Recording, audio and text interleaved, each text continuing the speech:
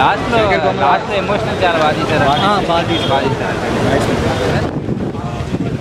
పాటలు బాగున్నాయి సార్. అవునా? మలయాళం అమ్మాయి అన్న తెలుగు బాగా చేసింది. లాస్ట్లో ఎమోషనల్ ఇంకా చాలా సినిమాలో హైలైట్ ఏంటంటే మా అడప శంకర్ పడుకోకుండా సినిమా చూసి సినిమా మొట్టమొదటి పడుకోకుండా చూశాడు. అండి చాలా బాగున్నాయి. యాజ్ యూజువల్ శేఖర్ కమలా సాయి పల్లవి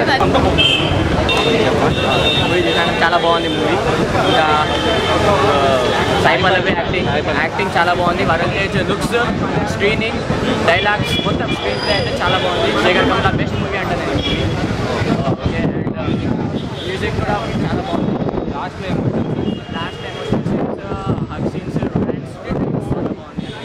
ఇంకా వరుణ్ తేజ్ బెస్ట్ మూవీ అంటారు. మూవీ ఎగ్జాక్ట్లీ తెలంగాణ మూవీ అంటారు. చాలా బాగుంది.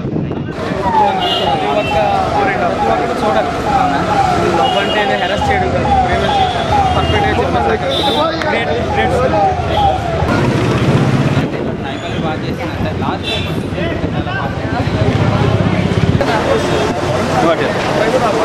బాగా చేస్తాడు. సాయి పల్లవి ఫస్ట్ టైం నేను అమ్మాయి పర్ఫార్మెన్స్ ఇలా చూస్తాను. ఎక్కడో చిన్న క్యారెక్టర్ కాకుండా పూర్తిగా చేసి అమ్మాయి షోల్డర్ మీద నడిచే సినిమా అన్నట్టు. రెగ్యులర్ శేఖర్ కమల గారి మూవీ అన్ని డిఫరెంట్గా ఉంది. శేఖర్ కమల గారి సినిమాలో చాలా డిఫరెంట్.